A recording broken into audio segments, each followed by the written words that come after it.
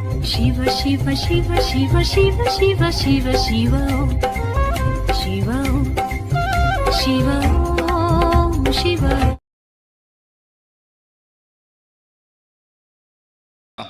வாழ்க்கையில் சாரை நம்ம மேடையில் ஏற்றி பார்த்துடணும் அப்படின்னு சொல்லி ரொம்ப நாளாக ஒரு ஆசை இருந்தது. அதில் முக்கியமாக திரு பொன்னையா சுவாமிகளையும் கோட்டை சிவசுப்ரமணிய ஐயாவையும் ஏறி பார்க்க வைக்கணும்னு சொல்லி ஆசை இருந்தது நம்ம சங்கத்தில். இன்றைக்கி சக்தி குரு அதை செஞ்சார். ரொம்ப சந்தோஷம். சக்தி குரு நன்றி. கோட்டை சிவசுப்ரமணிய ஐயாவை பற்றி நான் சொல்லணும் அப்படின்னா ஒரு 2 நிமிஷம். பழகிறதுக்கு இப்படி ஒரு ஆசிரியர் இருப்பாரா, இப்படி ஒரு ஜோதிடர் இருப்பாரா அப்படின்னு சொல்லி நான் அவர்கிட்ட ஜோதிடம் கற்றுருக்கிறேன், வாஸ்து கற்றுருக்கிறேன், நியூமராலஜி கற்றுருக்கிறேன், பஞ்சபட்சி கற்றுருக்கிறேன். அவர் என்னென்ன சாஸ்திரங்களை கற்று வச்சுருக்கோ அத்தனையும் அவர்கிட்ட கற்றுருக்கேன். அவங்க வீட்டில் ஒரு குழந்தை மாதிரி வளர்ந்து வந்தவன் நான். மேபி ஜோதிடத்துறையில் இப்படி ஒரு ஆத்மாவை இனி வாழ்நாளில் காண முடியாது. அப்படிப்பட்டவர். நீங்கள் நெருங்கி பழகி பாருங்கள், அவர்கிட்ட ஒரு கிளாஸ் கற்றுக்க பாருங்கள். வாய்ப்பு இருந்துச்சுன்னா எப்படி கற்றுக் கொடுப்பாருன்னு உங்களுக்கு தெரியும். இப்படி ஒரு ஆத்மாவை இனி ஒரு நாள் வாழ்நாளில் காண முடியாது அப்படிங்கக்கூடியது. இப்படி சொல்லிக் கொடுக்கக்கூடிய ஒரு விஷயம். நான் அவரை பார்க்க போனேன்னா அவர் வரவேற்று ஒரு சின்ன குழந்தை மாதிரி நமக்கு பக்குவமாக எப்படி இப்படிலாம் சொல்லணும் அப்படின்னு சொல்லக்கூடியவர். அன்றைய நாள்லேருந்து இன்றைய நாள் வரை நாங்கள் ஒரு இடத்துக்கு போகிறோம் அப்படின்னு சொன்னால் ஹைஜீனிக்கான ஹோட்டலில் ஹைஜீனிக்கான ரெஸ்டாரண்ட்லாம் சாப்பிடுவாங்க. அவங்களாம் சாப்பிட்டு முடிச்சுருவாங்க. நாங்கள் பசங்க போகிறோம் அப்படின்னு சொன்னால் முன்னாடி அவங்க சாப்பிட்டு முடிச்சுட்டு எங்களை உட்கார வச்சு சாப்பிடுப்பா, சின்ன குழந்தைங்க சின்ன பசங்க சாப்பிடுங்க, வளர்கிற உடம்பு அப்படின்னு சொல்லி பார்த்து பார்த்து பார்த்து பரிமாறக்கூடியவங்க. இப்படிப்பட்ட ஒரு ஆத்மாவை வாழ்நாளில் நான் இன்னி வரைக்கும் நம்ம துறையில் காணலை. அதனால் சொல்கிறேன் இவரை பற்றி. ஒரு ஜோதிட ஆசிரியர்கிட்ட நாம் போகிறோம் அப்படின்னு சொன்னால் நமக்கு நம்ம வீட்டு குழந்தையாக நினச்சி என்னென்னலாம் வாங்கி கொடுக்கணுமோ அத்தனையும் வாங்கி கொடுப்பாரு. செலவுக்கு காசு இருக்கா அப்படின்னு சொல்லிட்டு கேட்டுட்டு பாக்கெட்டில் காசை வச்சு விட்டுங்க. இருக்குது சார் அப்படின்னு சொன்னாலும் காசை வச்சு விட்டு போவார். இப்படிப்பட்ட ஒரு ஆத்மா. அவரை நான் அந்த மேடையில் ஏற்றி பார்க்கணுன்னு ஆசைப்பட்டேன்.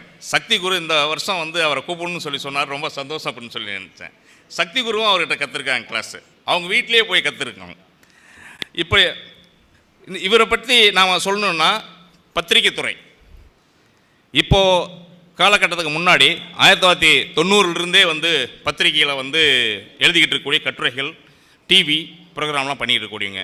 நான் அந்த காலத்தில் பத்திரிக்கை துறையில் சைன் பண்ணுறதுக்கு அவருடைய உறுதுணையாக இருந்து நான் பத்திரிக்கையில் கட்டுரைகள் எழுதுறதுக்கு காரணமாக இருந்தவர் இவர் தான். அப்படிப்பட்ட ஒரு நல்ல ஆத்மா. கலைமாமணி அவார்டு வாங்குகிற வரைக்கும் என்னை கொண்டு போய் நிறுத்தினாங்க. ஒவ்வொரு இடத்துலையும் எந்த இடத்துல நம்ம கூட இருக்கக்கூடிய பசங்களை, நம்ம கிட்ட படிக்கக்கூடிய பசங்களை மேலே ஏற்றி பார்க்கணும்னு சொல்லி அழகு பார்க்கக்கூடிய ஒரு ஆத்மா. இப்படிப்பட்ட ஒவ்வொருத்தரும் எல்லா ஆசிரியர்களும் இருந்தாங்க அப்படின்னு சொன்னால் கண்டிப்பாக நம்ம ஜோதிட மாணவர்கள் நான் சிறப்பாக படிக்க முடியும். அப்படிப்பட்ட ஆத்மா இன்றைக்கி பேச வச்சுருக்கோம். அதனால் எனக்கு மிக்க நன்றி. ரொம்ப ரொம்ப சந்தோஷமான விஷயம். சக்தி ஓகே. அனைவருக்கும் இனிய வணக்கங்கள். என்னுடைய ஜோதிட பயணம் பார்த்தீங்க அப்படின்னா 97லேருந்து பார்த்தீங்கன்னா நான் ஜாதகம் பார்த்துட்ருக்கேன். அதாவது என்னுடைய கல்லூரி படிப்பு பிஎஸ்சி ஃபிசிக்ஸ் பண்ணேன். முடிச்சுட்டு பார்த்தீங்கன்னா ஃபைனல் இயர்லேயே அந்த ஆருடம்ன்ற மாலை முரசு அந்த இதில் பார்த்தீங்கன்னா ஞாயிற்றுக்கிழமை சப்ளிமெண்ட் வரும். அந்த ஆருடம் தான் எனக்கு முதல் குருநாதர். ஓகேங்களா?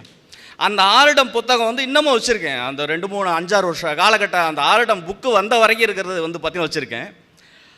எனக்கு குருவே இல்லையே, நம்ம ஜோதிடம் எனக்கு இறைவன் குரு அப்படின்னு சொல்லியே நான் பார்த்தோம்னா எல்லாம் உள்ள பரம்பொருள் சிவன் தான் குரு அப்படின்னு சொல்லிட்டே பார்த்தோம்னா படிச்சிட்டேன் ஜோதிடத்தை. அதற்கு பிறகு ஒரு 97 ஒரு 2002, 2003 ஆண்டுகள் அப்படின்றது இருக்கும் அந்த காலகட்டங்கள். ஐயாவினுடைய அந்த ஜோதிட பூமி இது மாதிரி நூல்கள்லாம் வாங்கும்போது அதில் மாத இதழில் பஞ்சபட்சி சாஸ்திரம் பார்த்தீங்கன்னா ஐயா கற்றுத்தாரேன்னு சொல்லி கோட்டையூர் சிவசுப்ரமணிய ஐயா பார்த்தீங்கன்னா அழைச்சிருந்தார். அந்த விளம்பரத்தை பார்த்துட்டு ஐயாவினுடைய 2002, 2003 ஆண்டுகள்னு இருக்கும் அந்த காலகட்டங்களில் அவருடைய வீட்டுக்கு நானும் என்னுடைய நண்பர்கள் 2 பேர் போனோம். அவங்களுக்கு இந்த சாஸ்திரத்தை பற்றி எதுவும் தெரியாது. அதனால் பார்த்திங்கன்னா அவங்க வெளியில் கடையில் இருந்தாங்க. நான் மட்டும் ஐயாவனுடைய வீட்டுக்கு போயிட்டு ஒரு நாள் முழுவதும் பஞ்சபட்சி சாஸ்திரத்தை எனக்கு அவர்களுடைய வீட்டில் உணவு விருந்து வழங்கி இருவேளையும் தேநீர் வழங்கி அந்த பஞ்சபட்சி சாஸ்திரத்தை கற்றுக் கொடுத்த மிகப்பெரிய ஒரு ஜோதிட குருநாதர், என்னுடைய முதல் குருநாதர் தான் நான் சொல்லுவேன். ஐயா எழுதி கொடுத்த அந்த சான்றிதழும் அவர் அந்த வழங்கிய அந்த பஞ்சபட்சி புத்தகங்களும் இன்னும் என்னுடைய நினைவாக பார்த்தீங்கன்னா வச்சுருக்கேன். அவரை என்னை நம்மளுடைய ஜோதிடர் நாமக்கல் மாவட்ட ஜோதிடர்கள் நல்வாழ்வு சங்கத்திற்கு அழைச்சி பேச வைக்கணுன்றது என்னுடைய நீண்ட கால ஒரு ஆசையாக இருந்துச்சு. இன்று அது நிறைவேறுகிறது. ஐயா அவர்களை வணங்கி வருக வருக என வரவேற்கின்றோம். நன்றி. அருட்பெரும் ஜோதி தனிப்பெரும் கருணை. அதாவது என்னுடைய 25 ஆண்டு காலம் இவங்க நண்பர்கள். இன்றைக்கி நீங்கள் ஆன்லைனில் சிறப்பாக பேசக்கூடியவங்கள யார் நீங்கள் நினைக்கிறீங்க? மணிகண்ட ராஜா, தர்மசாஸ்தா அவர், அதுக்கப்புறம் தங்கபாண்டியன், அதுக்கப்புறம் திருப்பூரில் இருக்கக்கூடிய கணியர் ராஜசேகரன், இவங்கெல்லாம் என்னிடத்தில் படித்தவர்கள் தான். அந்த வரிசையில் இவங்களும் 25 ஆண்டுகளுக்கு முன்னாடி என்னிடம் படித்து இன்றைக்கி இவங்க இங்கே ஒரு 15வது ஆண்டு விழா நடத்தி இந்த விழா நடத்துகிறல சிறப்பு. இடையில் பல சந்தர்ப்பங்களால் நம்ம கலந்து கொள்ள முடியலை. இப்போ அந்த நிறைவை நம்ம இன்றைக்கி நடத்தணும். எனக்கு இன்றைக்கி ஒரு அர்ஜென்ட்டான வேலை சென்னை போகணும். இருந்தாலும் இந்த விழாவில் கலந்துட்டு இன்று இரவு தான் நான் செல்கிறேன். இந்த நிகழ்ச்சிக்கு நான் வாரேன், கூட போக முடியாது, கண்டிப்பாக வாரேன்னு சொல்ல அங்கே தர்மசாஸ்திரம் வந்திருக்கப்போ என்கிட்ட பார்த்து சொன்னாங்க, கண்டிப்பாக நான் கலந்துக்கிறேன் அப்படின்னு. அதனால் இவங்கெல்லாம் எனக்கு பார்க்குற போது என்னிடத்தில் கற்றவர்கள்லாம் நிறைய பேர் இருக்காங்க. அதில் இவங்கெல்லாம் இன்று மிகப்பெரிய முத்துக்களாக, ஜோதிட முத்துக்களாக, நட்சத்திரங்களாக உங்களிடத்தில் பிரகாசிப்பதில் எனக்கு மனமார்ந்த சிறப்புகள். ஏன்னா என்னிட கற்றவங்க நிறைய பேர் இருக்காங்க. இவங்கெல்லாம் இன்றைக்கி உங்களுக்கு தெரியக்கூடியவர்கள். அதனால் என்ன, அந்த ஜோதிடத்தை நான் எப்படி உயிர் மூச்சாக நினைக்கிறேனோ அது மாதிரி இவங்களும் அந்த கலையிலாம் உயிர் மூச்சாக இருக்கவங்க. ஜோதிடத்தை யார் ஒரு உயிர் மூச்சாக இருந்து இறையருளை மேற்கொண்டு யோக்கியாம்சமாக இருந்து தர்மமும் செய்து இந்த கலைக்காக யார் பாடப்படுகிறார்களோ அனைவரும் அவர்களை போற்று தங்கக்கூடியவர்களாக இருப்பார்கள் என்பதை என்னுடைய தாழ்மையான விண்ணப்பத்தோடு தெரிவித்துக் கொண்டு என் உரைக்கு செல்கின்றேன். அற்புத கீர்த்தி வேண்டி, ஆனந்த வாழ்க்கை வேண்டி, நற்பொருள் குவிதல் வேண்டி, நலமெல்லாம் பெருக வேண்டி, கற்பக மூர்த்தி தெய்வம் களஞ்சிய திருக்கை சென்று பொற்பதம் படிந்துவார் பொய்யில்லை கண்ட உண்மை. நாள் என் செய்யும், வினைதான் என் செய்யும், என்னை நாடி வந்த கோள் என் செய்யும், கொடுங்கூட்டு என் செய்யும், குமரேசரி தாளும் சிலம்பும் சதங்கையும் தண்டையும் கடமும் எனக்கு முன்னே வந்து தோன்றினேன். உலகெல்லாம் உணர்ந்த ஓதற்கரியவன், நிலவிலாவிய நீர்மொழி வேணியன், அலையில் ஜோதி அம்பலத்தாடுவான், மலர் செல்முடி வாழ்த்தி வணங்குவோம். செடியாய வல்வினைகளை தீர்க்கும் திருமாலே, நெடியானே வேங்கடவான் என் கோயில் வாசல், அடியாரும் வானவரும் அரம்பெயரும் கிடந்து இயங்கும் படியாய் கிடந்த உன் பவளவாய் காண்பானே. ஆயக்கலைகள் 64 ஏய உணர்க்கும் என் அம்மை, தூய உருப்பளிக்கும் போல்வாள் என் உள்ளத்திலே உள்ளே இருப்பாள், இங்கு வராது இடர் படிக நிறமும் பவள செவ்வாயும் கடியும் கமலம்பு தாமரை பொற்கையும் துடியிடையும் அல்லும் பகலும் அனைவரும் முதித்தால் கல்லும் சொல்லாதோ கவி, காடு வெட்டி போடக்கூடிய நிலத்திலிருந்து வீடு கட்டி கொண்டிருக்க அன்றைக்கு வந்த எங்கள் அம்மா இலக்குமியே, என்றைக்கும் எங்களோடு நீங்காதிரு. அஷ்டதிக் பாலர்களையும் திக் சக்திகளையும் பஞ்சபூதங்களையும் நவகிரகங்களையும் எல்லா வல்ல இறைவனுக்கு இருக்கக்கூடிய அருட்பெரும் ஜோதியாக இருக்கக்கூடிய ஆண்டவனையும் எங்கிருந்து கேட்டாலும் எதை வேண்டி தொழுதாலும் அங்கிருந்தே கொடுக்கும் அருட்பெரும் ஜோதியை வணங்கி என்னுடைய உரையை நான் இப்பொழுது நிகழ்த்துகிறேன். எனக்கு வாழ்வாக எனக்கு பல குருமார்கள் இருக்கிறார். அதில் இப்போது விருதுநகரை சேர்ந்த ஜாமான் சுவாமிகள் அவருடைய பத்திரிகைக்காகவும் சுதர்சன் அஸ்ட்ராலஜி ரெமிடிஸ் அதில் நமக்கு ஒரு அந்தஸ்து தந்திருக்கிறார். கடவுளூர் டிவியில் நீங்கள் பார்த்தீங்கன்னா நம்ம வருவோம். சுதர்சன் அஸ்ட்ராலஜி ரெமிடிஸில் பார்த்தீங்கன்னா நம்ம வந்து யூடியூப்பில் வருவோம். அவருக்கும் என்னுடைய சில ஜாம்பான் சுவாமிகளுக்கு தாழ்மையான வணக்கங்களோடு இப்பொழுது உரையை நிகழ்த்துகிறோம். இப்போ நம்ம பேச வந்திருக்கிறது வந்து ஜீவனஸ்தானம். ஒரு மனிதனுக்கு வந்து இன்றைக்கி ஜீவனம் வந்து ரொம்ப முக்கியம். இப்போ நம்ம வரவங்களே என்ன, நமக்கு என்ன தொழில் ஜாதகத்தில் அப்படி நம்ம கேட்க வர்றபோது நம்ம தொழிலை வந்து சரியாக சொல்லணும். அதாவது திருமணம் பார்க்குறது கூட 9ஆம் இடத்து அதிபதியும் 10ஆம் இடத்து அதிபதியும் குறிப்பாக பார்க்கணும்பாங்க. 9ஆம் இடத்து பெண்களுக்கு சொல்லப்பட்டிருக்கிறது. பானை பிடித்தவள் பாக்கியசாலி, அது 9ஆம் இடம். நமக்கு என்ன சொல்லுங்க, ஏர் பிடித்தவன் ஏற்றம் பெறுவான், நம்ம 10ஆம் இடம். இப்போ ஒரு பொண்ணை கல்யாணம் பண்ண வர்றாங்க, மாப்பிள்ளை என்ன பண்ணுறான்னு கேட்பார். மாப்பிள்ளை என்ன செய்கிறாரு, வேலை செய்கிறாரா, சொந்த தொழிலா அப்படின்னு கேட்பார் அல்லவா. அந்த காலத்தில் ஏறு பிடித்தவனுங்கிறது விவசாயத்தை சொல்லப்பட்டிருக்கிறது. அதனால் வந்து ஜீவனம் என்பது 10ஆம் இடம் வந்து எல்லாருக்குமே முக்கியம். அது ஆண்களுக்கு மிக மிக முக்கியம். பானை பிடித்தவள் பாக்கியசாலி, அந்த காலத்தில் பானையை பிடிச்சிருக்காங்க பெண்களுக்கு 9ஆம் இடம் ரொம்ப முக்கியம். போகிற இடத்துக்கு யோகத்தை தரக்கூடியது 9ஆம் இடம். அந்த திரிகோணத்துக்கு அதிபதியே மகாலட்சுமி தான். அப்போ பானையை பிடித்தா, இப்போ குக்கரை பிடிக்கிறா. அதனால் என்ன அப்படின்னா, ஏறு பிடித்தவன் ஏற்ற அந்த காலத்தில் விவசாயத்தை தொழிலாக சொல்லி எண்ணற்ற தொழில்கள் நமக்கு இருக்கின்றன. எந்த தொழில் நாம் பரிணமிக்க முடியும் அப்படிங்கிறதுக்கு ஒரு பல ஆய்வுகள் இருக்குது. ஒரு 3 ஆய்வுகளில் நீங்கள் அதை எளிதாக தெரிந்து கொள்ளக்கூடிய அளவில் நாம் அதை இப்போ கரெக்ட் பண்ணிடுவோம். 10 வரக்கூடிய ஜீவனாதிபதி 6, 8, 12 தவிர எந்த ராசியில் இருந்தாலும் 6, 8, 12 நீக்கி எந்த ராசியில் இருந்தாலும் அந்த ராசியில் 6 பாகைகளாக 5 அவஸ்தைகளை பிரிக்க வேண்டும்.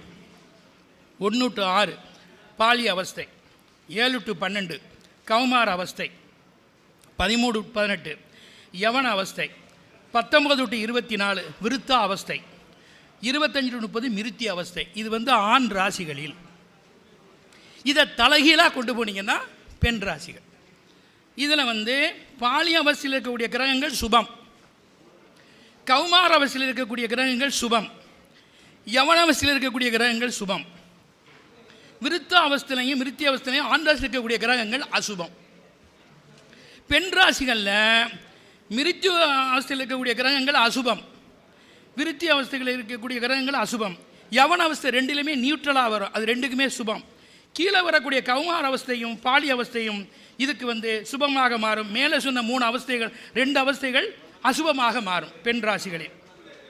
அதான் ஆண் ராசிகளில் எது 2 சுபமாக இருக்கிறதோ அது 2 பெண் ராசிகளில் அசுபமாக இருக்கும். யவன அவஸ்தை ரெண்டுலேயுமே சுபமாக இருக்கும். ஆண் ராசியில் வரக்கூடிய விருத்த அவஸ்தையும் மிருத்தி அவஸ்தையும் அசுபம். அதே விருத்த அவஸ்தையும் மிருத்தி அவஸ்தையும் நம்ம பார்க்குற போது கௌமார அவஸ்தையும் பாலி அவஸ்தையும் பெண் ராசியில் வர்றது சாதகமாக இருக்கும். இதை நீங்கள் பார்த்துக்கிறோம். இதில் உங்கள் ஜீவனாதிபதி எந்த அவஸ்தையில் இருக்கிறார் அப்படின்னு மெயினாக நம்ம கவனிக்கணும். இந்த 10 நீங்கள் எப்படி தப்போதோ 10ஆம் இடத்துல ஏதேனும் ஒரு கிரகம் இருக்க வேண்டும். 10 ஒரு பாவியன் என்னிட என்பது பழமொழி. ஆனால் ஒரு கிரகம் தான் இருக்கணும், 2 கிரகம் இருக்கலாம், 3 கிரகம் இருந்தால் போனஸ், 4 கிரகம் இருந்தால் அவன் தொழிலை ஒழுங்காக செய்ய மாட்டான். அதிகமாகவும் 10 கிரகம் இருக்கக்கூடாது, லிமிட்டாக தான் இருக்கணும். இதில் பாவர்கள் இருந்தால் முதல் இடம், சுபர்கள் இருந்தால் 2ஆம் இடம். இது கிரக அமைப்பு. இப்போ 10 எல்லாருக்குமே ஒருத்தர் வருவார். இப்போ லக்கணத்துக்கு 10 அந்த 10 இந்த டிகிரியில் இருக்கான்னு பாருங்கள். ஐயா அது இல்லை. சந்திரனுக்கு 10 இதில் இருக்காரான்னு பாருங்கள். ஐயா அதுவும் இல்லை. சூரியனுக்கு 10 இதில் இருக்கான்னு பாருங்கள். அந்த 3 பேரில் ஒருத்தன் கண்டிப்பாக அதில் இருக்கணும். இருந்தால் தான் நீங்கள் தொழில் வளர்ச்சி அடைய முடியும். இப்போ லக்கணத்துக்கு 10 இல்லைன்னா 30 வயதுக்குள்ளே தொழிலில் செட்டில் ஆயிடுவேன். சந்திரன் படி 10 இதில் இருந்தால் 30 to 60 வயதுக்குள் வாழ்க்கையில் தொழில் செட்டில் ஆவான். சூரியன் படி 10 இதில் இருந்தால் 60 வயதுக்கு மேல்தான் அவன் ஜீவனத்தில் ஒரு நிலையான இடத்தை பிடிக்க முடியும் என்பதை நீங்கள் கவனத்தில் கொள்ள வேண்டும். இது ஒரு ஆய்வு. அதற்கு அடுத்து இந்த 10 நீங்கள் ரொம்ப கவனிக்கணும். நீங்கள் இப்போ எண்ணற்ற ராஜயோகங்களை பூரா நம்ம ஜாதகத்தில் சொல்லிக்கிட்டு இருக்கிறோம். அந்த யோகங்கள் எல்லாம் 10 சரியாக இல்லைன்னா எந்த ராஜயோகமும் செயல்படாது. அதுக்கு இன்னொரு பேர் ஜீவனாதிபதி மட்டுமல்ல 10 காரியஸ்தானாதிபதி, ராஜ்யாதிபதி, ராஜ்யத்தை ஆளக்கூடியவன். 10ஆம் பாவத்துக்கு மட்டும்தான் 4 காரகர்கள். எந்த பாவத்துக்குமே 2 காரகர்கள் தான். 4ஆம் பாவத்துக்கு மட்டும் சாஸ்திர விற்பனர்கள் 4 பேரை போட்டிருக்கேன். நம்ம எல்லாம் இப்போ ஓடுறது ஆடுறது அத்தனையுமே நம்ம ஒரிஜினல் வயிற்றுக்கு ஜீவனத்துக்காகத்தான். அப்போ இதில் யார் 4 பேர் காரகராக இருக்கா? சூரியன். சூரியன் யார்? அட்மினிஸ்ட்ரேஷன். அதனால தான் அந்த 10ஆம் இடத்துல அவருக்கு திக்பலம் சொல்லப்பட்டிருக்கிறது. எந்த ஒரு நிர்வாகத்துக்கு சூரியன் கண்டிப்பாக வேணும், ரைட்டா? அப்புறம் சமயோஜிதமாக தொழில் உங்களுக்கு பேச தெரியணும், அதுக்கு தான் பூதன். இப்போ ஒருத்தன் போகிறேன் தொழில் ஒரு பழமே சரியில்லை, ஒரு மளிகை கடைக்கில் போகிறேன், ஐயா வாங்க வாங்க என்ன பாருங்கள் அங்கே என்ன வேலை போடுங்க, நான் அந்த வேலையை போட்டு தரையா அப்படின்னா அந்த சமயோஜிதமாக பேச தெரியும். அந்த வார கஸ்டமரை நம்ம வரவேற்று நம்மளுடைய ப்ராடக்டை வாங்க வைக்கணும். அப்போ அந்த இடத்துல சமயோஜிதம் தேவை. அந்த சமயோஜிதம் புதன். இப்போ மேன் பவர் வேணும். எந்த தொழிலாக இருந்தாலும் மேன் பவர் வேணும். அந்த மேன் பவர் யார்? யார்கிட்ட இருக்குது? ஷார்டன்ட்டு இருக்குது. காலபுருஷ தத்துவப்படி 10ஆம் இடத்தை கையில் வச்சுருக்கவர் யார்? ஷார்டன், ரைட்டா? அதனால் அதுக்கு அவர் காரராக போகிறாரு. நம்ம இதெல்லாம் பண்ணுறோம், எதுக்காக பண்ணுறோம்? பணம் வேணும். அதனால் அங்கே குருவை அங்கே காரகராக போட்டிருக்காங்க. 4 பேர் 10ஆம் பாவத்துக்கு காரகர்கள். அப்போ அந்த 10ஆம் பாவம் எவ்வளோ வலிமையானதுன்னு நீங்கள் பாருங்கள். இப்போ இந்த 10ஆம் பாவத்துக்கு இப்போ நான் சொன்ன சொன்ன கிரக அவஸ்தைங்கிறது ஒரு ரூல். ரெண்டாவது, உங்கள் லக்னம் எந்த நட்சத்திரத்தில் விழுந்திருக்கின்றனவோ அங்கேருந்து 82வது நட்சத்திர பாதம், அதுக்கு பேர் குபேர புள்ளின்னு பேர். அது 10ஆம் பாவத்தில் தான் விழுகும். எந்த லக்கணமாக இருந்தாலும் உங்கள் லக்கணம் என்ன நட்சத்திர பாதத்தில் இருக்கிறதோ 82வது நட்சத்திரம் குபேர புள்ளியாக. ஒரு உதாரணம் சொல்கிறேன். திருவோணம் 3ல் ஒருத்தருக்கு லக்கணம் இருக்குது, மகர லக்கணம். திருவோணம் 3னா 82 நட்சத்திர பாதம் எது? சுவாதி 4ஆம் பாதம். இந்த சுவாதி 4ஆம் பாதத்துக்கு நவாம்சம் என்ன? மீனம். மீனத்தினுடைய அதிபதி யாரு? குரு. இப்போ ராகுவுடைய தொழிலும் குருவுடைய தொழிலும் தான் இவனுக்கு பயனுடையதாக இருக்கும். இதோட நீங்கள் என்ன பண்ணணும்? தசாம்சத்தை இணைத்து பார்க்க வேண்டும். ராசி கட்டத்தை மட்டுமே வச்சு நீங்கள் எதையும் தீர்மானம் பண்ணப்படாது. வர்க்க சக்கரங்கள்னு பின்னாடி இருக்குது. இப்போ சரவணபவன் ஓனருக்கு வந்து நான் தான் கிளைண்ட். அவர் என்னுடைய கிளைண்ட். அவர் சேலம் சரவணன் 14 ஹோட்டல் இருக்குது அவருக்கு. சரவணா எலைட்டுன்னு பேர் வச்சு கொடுத்தது மலைவாழ் ஸ்தலத்தில் இருக்குது. இப்போ அவருக்கு வந்து பார்த்தீங்கன்னா மேஷ லக்கணம் 9ல் சனி இருக்கும். தர்மகர்மாதிபதியாக 9ல் இருக்காரா? அவர் எல்லோரும் என்ன சொல்லிட்டாங்க? இந்த சனி தசை உங்களுக்கு பாதகாதிபதி, அப்படியாக்க இப்படியாக்க நீங்கள் ஒன்றும் பராமரிக்க முடியான்ட்டாங்க. ஆனால் அந்த 19 ஆண்டு காலம் நினைத்து பார்க்க முடியாத கோடீஸ்வரனாக மாறிட்டார். காரணம், ராசி அம்சம், திரேகானம், சப்தாம்சம், துவாதசாம்சம், தசாம்சம் மற்றும் திரீம்சாம்சம் அத்தனையிலுமே அந்த தனுசில் இருக்குது சாட்டன். அதுக்கு பேர் தேவ லோகாம்சம்னு பேர். நீங்கள் 2 கிரகம் ராசி அம்சத்தில் இருந்தால் வர்க்கோத்மன் சொன்னீங்க. 3 ராசியில் ஒரே கிரகம் இருந்தால் என்ன சொல்லுவீங்க? 4 ராசியில் ஒரே இடத்துல ஒரு கிரகம் இருக்குது, என்ன சொல்லுவீங்க? கோபுராம்சம். 5 ராசியில் ஒன்று இருந்தால் சிம்மாம்சம். அப்போ 4-5 நிமிடங்களுக்கு முன்னாடி ராசி நவாம்சத்தில் இருக்கக்கூடிய கிரகங்கள் வர்க்க சக்கரங்களில் மாறுது. இங்கே அத்தனை பேரும் ஒன்றா தான் இருப்போம், நம்ம பார்த்துக்கிட்டு இருப்போம். மகர லக்கணம் தான், 10 கூடிய சுக்கிரன் தான் தொழில், அதெல்லாம் ரைட்டு தான். வர்க்க சக்கரங்கள் என்ன மாற்றுது? 2 நிமிஷம் கேபியில் மாறுது. 4 or 5 மினிட்ஸில் வர்க்க சக்கரங்கள் நம்மளை மாற்றுகின்றன. அப்போ நீங்கள் 10ஆம் அதிபதி வந்து சரியாக எடை போட வேண்டும். தசாம்சத்தில்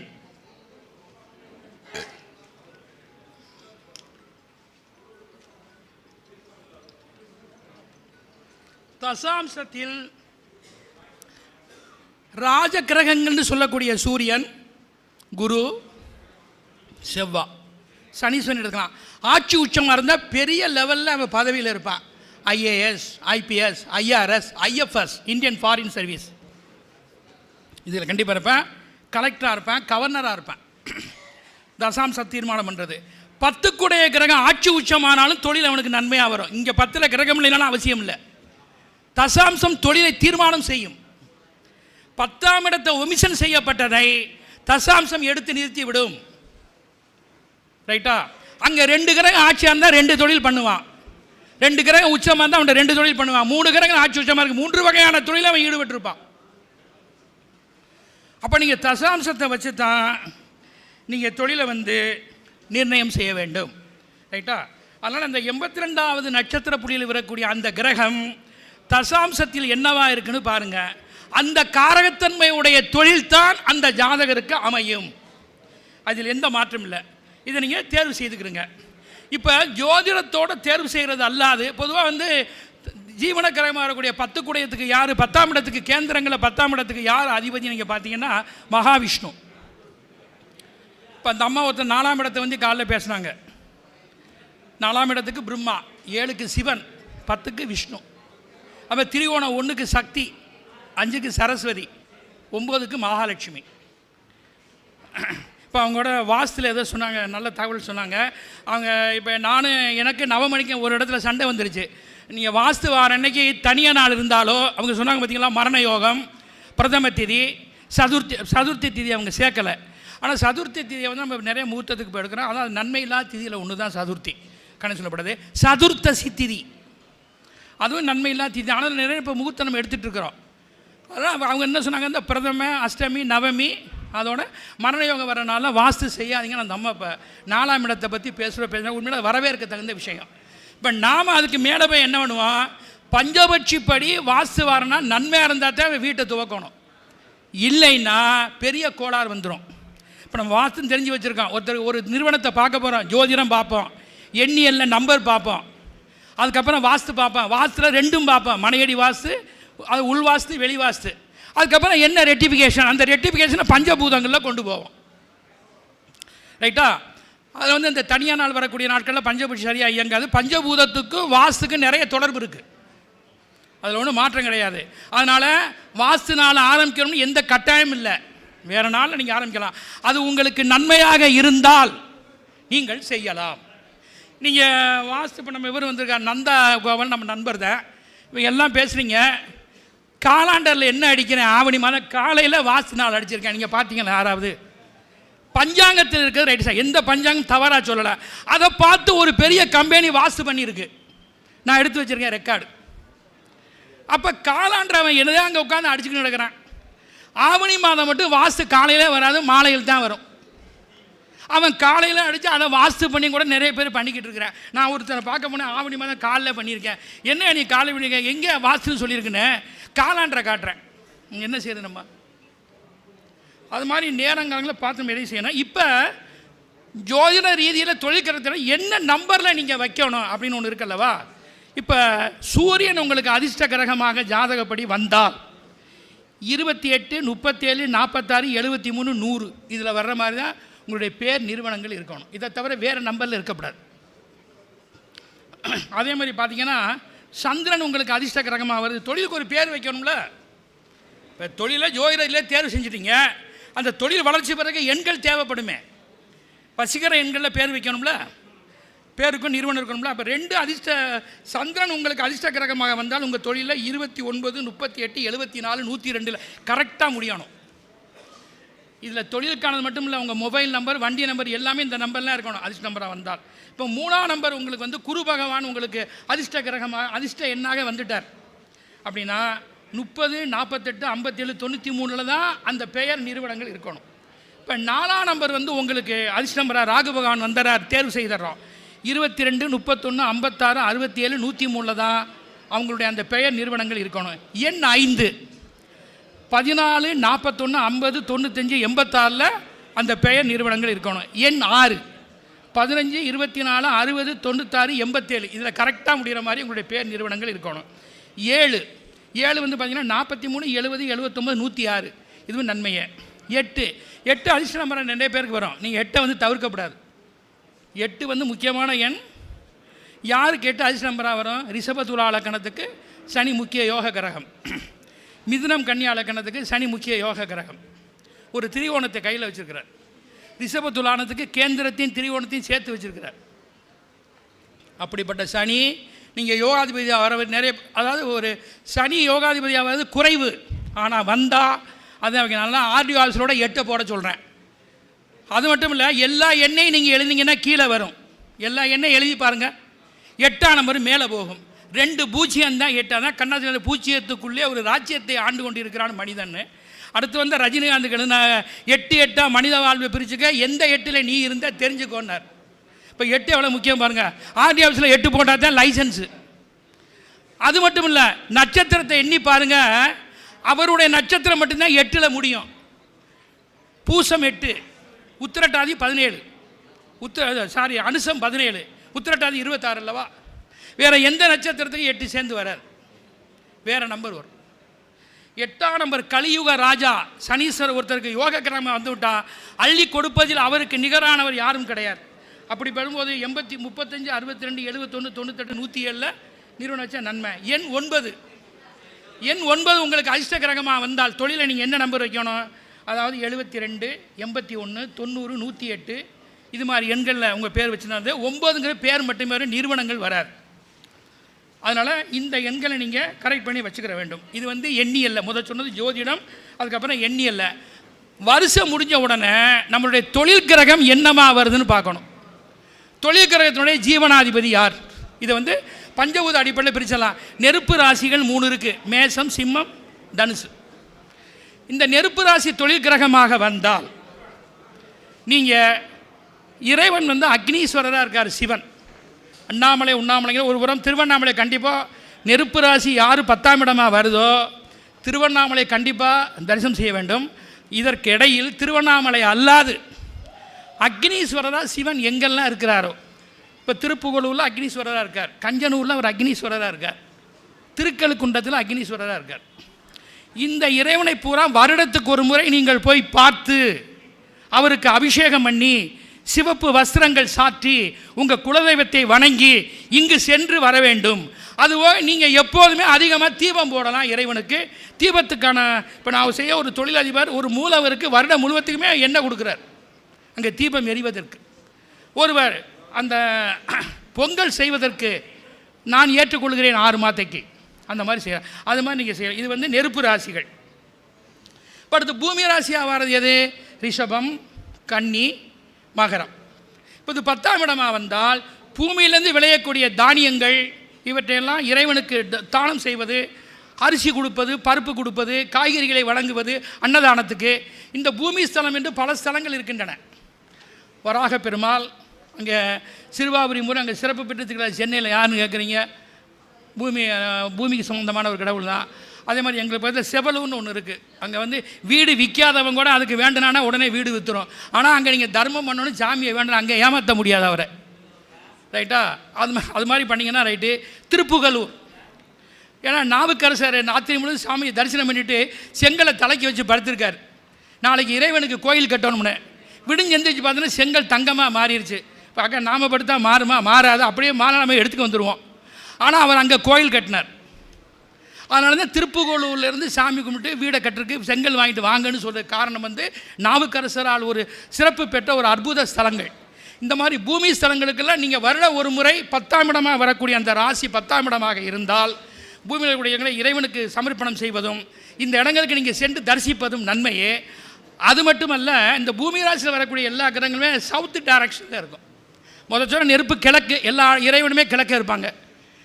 இப்போ தெற்கே இருக்கக்கூடிய இறைவன் இருக்கார், நடராஜா தெற்கே தான் இருக்கார். உலகத்தை ஆளக்கூடிய 2 ராஜாக்களும் தெற்கே தான் பார்க்குறாங்க. நடராஜா, ரெங்கராஜா தெற்க தான்.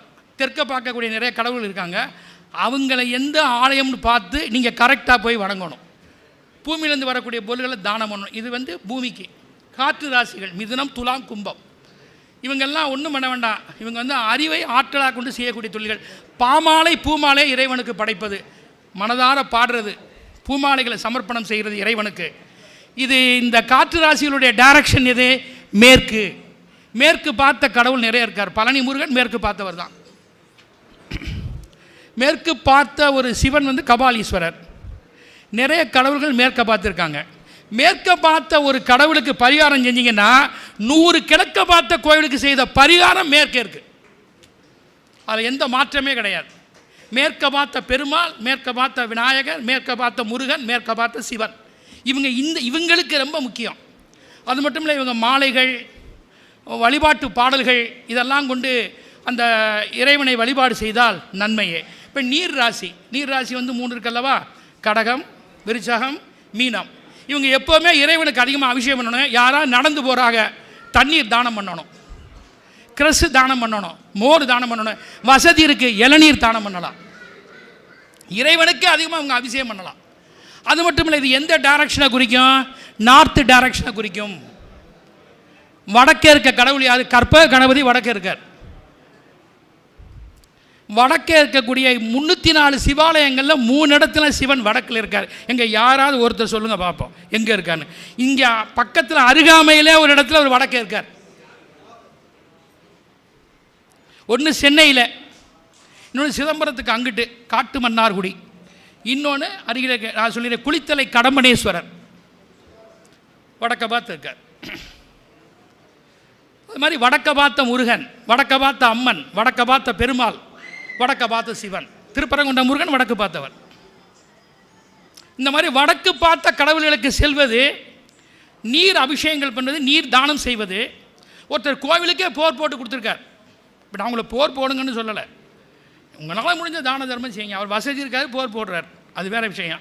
வசதி இருக்கவே இளநீ கொடுக்குறேன், நீங்கள் சாதாரண தண்ணி பாக்கெட் கொடுக்கலாம் 2 ரூபாய்க்கு, அது தானம் தானே. அது மாதிரி நீங்கள் அந்த இதெல்லாம் நீங்கள் வந்து செய்யணும். அது மாதிரி இப்போ நம்ம 4 ராசின்னு சொல்லுடைய இப்போ வந்து நெருப்பு இருக்குது, நீர் இருக்குது, காற்று இருக்குது, பூமி இருக்குது. இதில் ஆகாயம் வரலையும் நீங்கள் கேட்கப்படாது. இந்த பஞ்சபூதத்தில் ஆகாயம்னா 108 நட்சத்திர பாதங்களும் ஆகாயம். அதான் அதில் அந்த எந்த நட்சத்திர பாதங்களில் ஜீவனாதிபதி இருக்காரோ அந்த நட்சத்திரத்தினுடைய ஆலயம், அந்த நட்சத்திரத்தினுடைய விருட்சம், இந்த ஆலயங்களுக்கெல்லாம் நீங்கள் சென்று தொழிலை தரிசனம்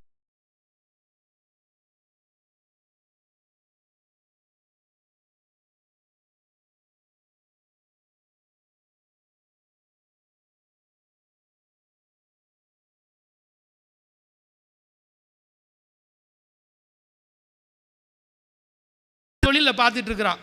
வருஷத்துக்கு ஒரு முறை வரவு செலவு கணக்கு பார்க்குற மத்தியில் நமக்கு எவ்வளோ லாபம் வந்திருக்கு, என்ன, எத்தனை பேருக்கு நீ தர்மம் பண்ணியிருக்க, அது வேணும்ல. தர்மம் பண்ணணும். இப்போ இந்த மாதிரி விழாவில் ஒருத்தருக்கு நன்கொடை கொடுக்கறது கூட தர்மம் தான். எந்த வகையிலாவது மனிதனாக பிறந்தவன் வர 100 பேருக்கு தர்மம் பண்ணிட்டோமா கூட பண்ணணும். நம்ம ஆலயத்துக்கு எதாவது நம்ம பண்ணியிருக்கோமா பண்ணணும். இதெல்லாம் பண்ணாதான் தொழில் உங்களுக்கு சித்திக்கும். ஆக தொழிலை ஜாதகத்தில் தேர்வு செய்து அந்த எந்த எண்கள் அந்த நிறுவனத்தை அமைத்து இந்த மாதிரி ஆலயங்கள் நம்ம பரிகாரங்கள் செய்தால் நமக்கு நன்மையே.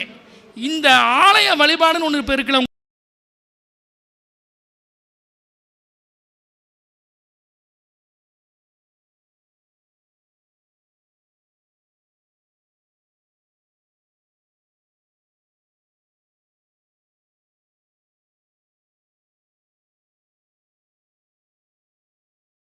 இப்போ நான் வளரும் சிதம்பரம் தரிசனம் பண்ணி 42வது ஆண்டு எந்த புலால் உணவுகளும் கிடையாது.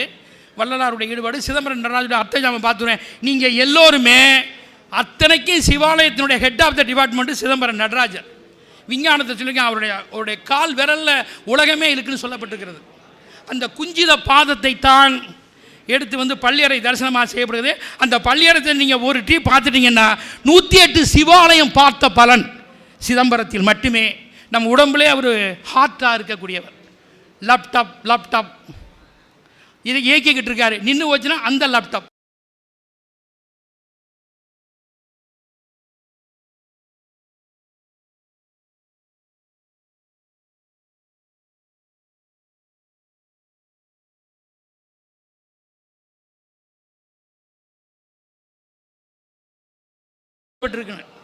பிரம்ம சண்டிகேஸ்வரர் காத்து கொண்டிருக்கிறார். நடராஜர் நம்மளை அங்கே நம்முடைய உயிரை எடுப்பவர் தியாகராஜர், அங்கே யம சண்டிகேஸ்வரர். வேறு எல்லா கோயிலும் சாதாரண சண்டிகேஸ்வரர். திருவாரூர் தியாகராஜர் 6 மணிக்கு பார்க்கணும். இவரை இரவில் பார்க்கணும். அவர் 6 மணிக்கு பார்க்கணும். 6 மணிக்கு என்ன இந்திரனே வழிபடுறதா ஒரு பெரிய ஐதீகம். அது மட்டும் இல்லை, நவக்கிரகங்களை ஒரே வரிசையில் நிப்பாட்டிட்டார். என்னை பார்க்க வர அத்தனை பேரை நீ பாடுறான்ட்டார். அப்போ தியாகராஜன் நம்ம எல்லாம் பார்த்துட்டு இருப்போம். 9 நவக்கிரகம் எல்லாம் நம்மளே பார்க்கும். உங்களுக்கு என்ன கிரக தோஷம் இருந்தாலும் தியாகராஜரை பார்க்கிற போது நவக்கிரகம் உங்களை பார்க்கக்கூடிய பலன் அங்கே மட்டுமே இருக்கின்றன. அப்படிப்பட்ட திருவாரூர் தியாகராஜரையும் இந்த நடராஜன் பார்க்கணும். பகலில் யாரை பார்க்கணும்? ரெங்கநாதரை பார்க்கணும். அதுக்கு டிக்கெட் வச்சுருக்காங்க. காலையில் அப்பாசு, குதிரை, யானை எல்லாத்தையும் நிப்பாட்டி அந்த தரிசனம் நடக்கும். விஸ்வரூப தரிசனம் 150 ரூபா. இப்போ அது ஆன்லைனில் புக் பண்ணணும். அதுக்கப்புறம் நம்ம பார்க்கலாம். பகலில் அவரை பார்க்க வேண்டும், இரவில் இவரை பார்க்க வேண்டும். பச்சடி அரங்கள் பார்க்க வேண்டும். இத்தனை திருப்பதிக்கும் திருப்பதியோட 108 தலைமை கிடையாது, ரெங்கநாதர் தான், திருவரங்கம் தான். இந்த 2 ராஜாக்கள்லாம் ஒரு ராஜாவை நீங்கள் பிடிச்சிக்கிறோன்னு. அப்படி இல்லை, இந்த 2 ராஜாவுக்கும் பிறந்த ஐயப்பனை பிடிச்சிக்கிறோம். இந்த 3 ராஜாக்கள் தான் உலகை ஆள்பவர்கள். அதை மனதில் நிறுத்தி நீங்கள் பரிகாரங்களை செய்து, இறை வழிபாடுகள் செய்து, தான தர்மங்கள் செய்து, துறையில் யோக்கியாம்சமாக இருந்து டெய்லி 48 நிமிஷம் குறையாமல் நீங்கள் மந்திரங்கள் பண்ண. ஒரு முகூர்த்தம் என்பது எத்தனை நிமிஷம்? எங்கள் ஆறா சொல்லுங்கள் பார்ப்போம். ஒரு முகூர்த்தம் என்பது எவ்வளோ நேரம்? 48 மினிட்ஸ் தான். நம்ம அதை 1.5 மணி நேரம் நம்மளா சௌரியத்துக்கு ஆக்கியிருக்கோம். 1.5 மணி நேரம் முகூர்த்தம், 48 மினிட்ஸ்.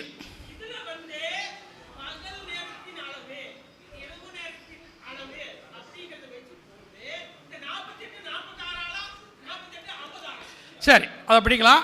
இப்போ 42 நிமிஷங்கிற என்ன காரணம்னா 12 ராசி, 27 நட்சத்திரம், 9 கிரகங்கள் கூட்டிங்கன்னா 48 ஒரு மண்டலம்.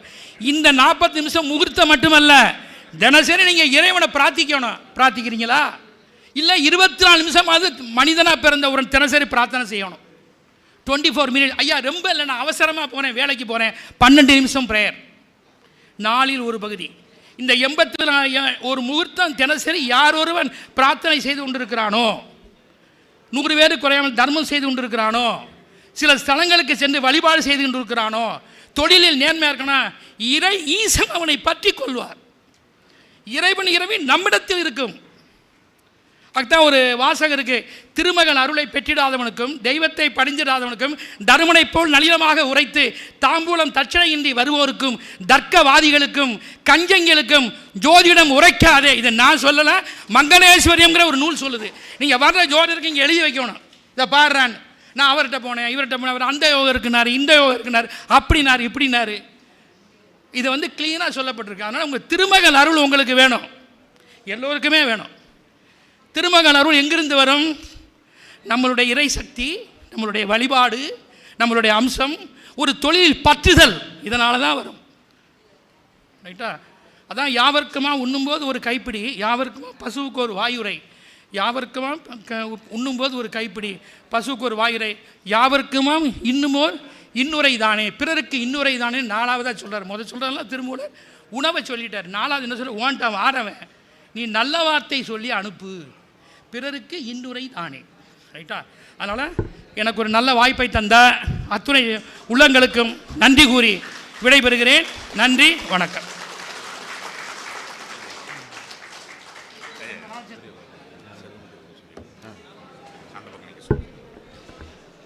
மிக அற்புதமான உரையாற்றிய நம்முடைய குருநாதர் கோட்டையூர் சிவசுப்ரமணிய ஐயா அவர்களுக்கு நாமக்கல் மாவட்ட ஜோதிடர்கள் நல்வாழ்வு சங்கத்தின் சார்பாக மனமார்ந்த நன்றிகளை தெரிவித்துக் கொள்கின்றோம். நம்மளுடைய நாமக்கல் மாவட்ட ஜோதிடர்கள் சங்கத்தின் தலைவர் செல்லமுத்து ஐயா அவர்கள் கோட்டையூர் சிவசுப்ரமணிய ஐயா அவர்களுக்கு இந்த பொன்னாடை அணிவித்து பஞ்சபட்சி சாஸ்திர ஞானி என்ற விருது நம்மளுடைய சங்கத்தின் சார்பாக வழங்கி கௌரவிக்கப்படுகிறது.